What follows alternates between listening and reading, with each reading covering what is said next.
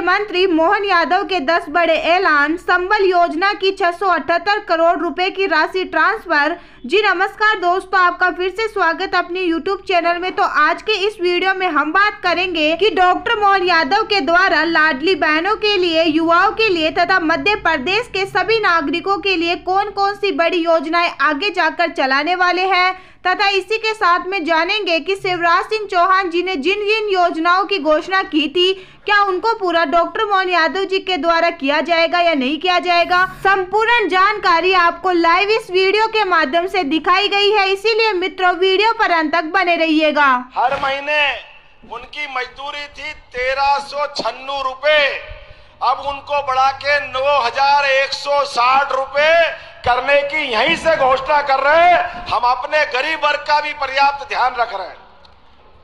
पूरा मंच सबको प्रणाम करते हुए जोरदार तालियां बजाएं समूचे अतिथियों के लिए। कई कारणों से बहुत विशेष है। स्वर्गीय राजमाता सिंधिया जी के नाम पर यह नया विमानतल का अपने आप में लोकार्पण में हमारे यशस्वी प्रधानमंत्री के नेतृत्व में बदलते दौर का बदलता भारत और बदलते भारत में बदलते राज्य के अंदर के विकास के नए कीर्तिमान और कीर्तिमान में नया प्रतिमान का इतिहास गढ़ता यह विमानतल है। यह अपने आप में उदाहरण है। जितना इसका गौरवशाली इतिहास ग्वालियर का है, उतनी कलात्मकता के साथ अंदर की सारी एक एक चीजों पर जो काम किया गया है वो वाकई अद्भुत है। एक बार जोरदार ताली बजाएं इस नाते से जो उनने अपने जीवन की एक धारा बनाई थी, जो उनका व्यक्तित्व था, उसके आधार पर।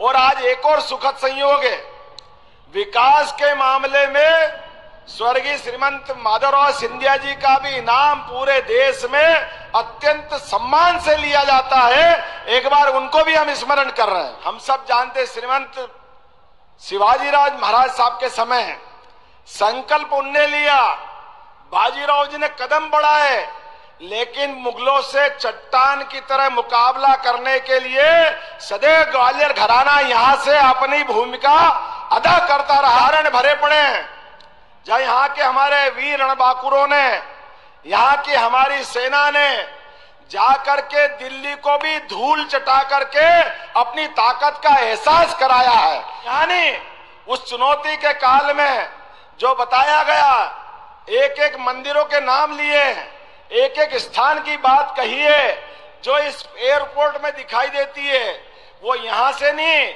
यहाँ से लगा करके जहां तक हमारी उत्तर भारत की सीमाएं घूम रही है, जहां जहां हमारी इस रियासत से संबंध था, यहां से पहले उज्जैन राजधानी थी। उज्जैन के सभी बाबा महाकाल के मामले में एक बार जोरदार जयकारा लगाए, बोले महाकाल महाराज की। हम सब देख के आनंदित होते हैं। उसके केंद्र बिंदु में जो बाबा महाकाल का मंदिर है वो हमारे श्रीमंत महाराज जी द्वारा निर्मित था। जोरदार अभिनंदन करें उस काल को लेकर के। इसी स्थान पर यहाँ के बाद लगातार एक के बाद और विभाग के काम भी होंगे, लेकिन हवाई जहाज की बात रहे तो यशस्वी प्रधानमंत्री के नेतृत्व में हवाई चप्पल वालों को भी नहीं भूल सकते, गरीब को भी नहीं भूल सकते। सबको लेके चलने की सरकार यशस्वी प्रधानमंत्री की सरकार है। गरीब मजदूरों की जो मजदूरी की दर एक जैसी थी, हम उनको बढ़ा करके पहले अकुशल श्रमिकों की मासिक मजदूरी 1625 थी, उसे बढ़ाकर हम 11,450 करने की घोषणा कर रहे हैं यहीं से। और मजदूर वो नहीं जो पूरे महीने काम करे, मजदूर वो नहीं कि जो किसी न किसी के आश्रय पाकर के पूरे समय काम करे। अपना छोटा छोटा काम करने वाले लोग, आजकल तो अमेज़न, समाचार पत्र घर घर पहुंचाने वाले हाकर, ऐसे गिग मजदूर माने जाते हैं। उन गिग मजदूरों के लिए जो छुट्टा पार्ट टाइम में काम करते हैं, वो बाद में काम छोड़ देते हैं, ऐसे या बाद में भी जीवन बदल सकते हैं, उन सबको भी संबल की योजना में ला करके सारा लाभ उनको भी दिया जाएगा, इसकी घोषणा भी अपनी सरकार कर रही है। जोरदार अभिनंदन करें उन मजदूरों के लिए भी। पहले दिव्यांगता के आधार पर, मृत्यु के आधार पर जो हम 1 लाख की सहायता देते थे, अब ऐसे मजदूरों के लिए भी 4 लाख की सहायता देने की घोषणा हमारी सरकार द्वारा की जा रही है।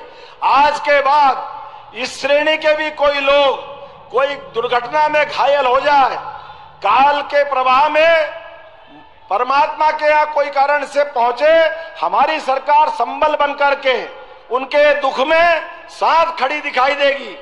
मैं आज के अवसर पर, चूंकि हम यहाँ बात कर रहे हैं मजदूरों की, तो 50% लागत पर ई स्कूटर कोई मजदूर खरीदेगा, उसको भी 40,000 तक की निःशुल्क मदद करने की घोषणा हमारी सरकार करती है। घोषणाएं तो बहुत सारी है।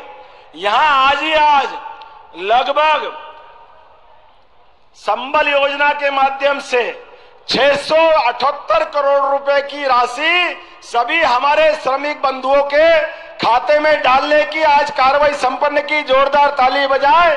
आज जहां हमने इस एयरपोर्ट पे स्वर्गीय राजमाता सिंधिया का इतिहास कौन नहीं जानता है, स्वर्गीय महाराज माधवराव सिंधिया को कौन नहीं जानता है। पहले 1971 में अगर भारतीय जनता पार्टी ने अपने कदम बढ़ाए तो पहली विजय जहां जहां मिली वो हमारा गुना, जहां स्वर्गीय माधवराव सिंधिया पहली बार जीते, भिंड स्वर्गीय राजमाता सिंधिया जी जीती, और ग्वालियर स्वर्गीय भारत रत्न अटल बिहारी वाजपेयी ने जनसंघ का झंडा फहराया था। ग्वालियर की धरती वो अद्वितीय धरती है जिसके आधार पर भारतीय जनता पार्टी ने, जैसे एयरपोर्ट धीरे धीरे बढ़ रहा है, ऐसे भारतीय जनता पार्टी जनसंघ के जमाने से धीरे धीरे जब बढ़ने लगी तो सबसे पहले आश्रय जहां मिला, जिनके नाम पर यह हमारा एयरपोर्ट का शुभारंभ हुआ है। वास्तव में जब मां की प्रतिमा हमारे सामने दिखी तो लगा कि वास्तव में हमारी अपनी राजनीतिक यात्रा का ये वात्सल्य मिल गया, ये प्रेम मिल गया।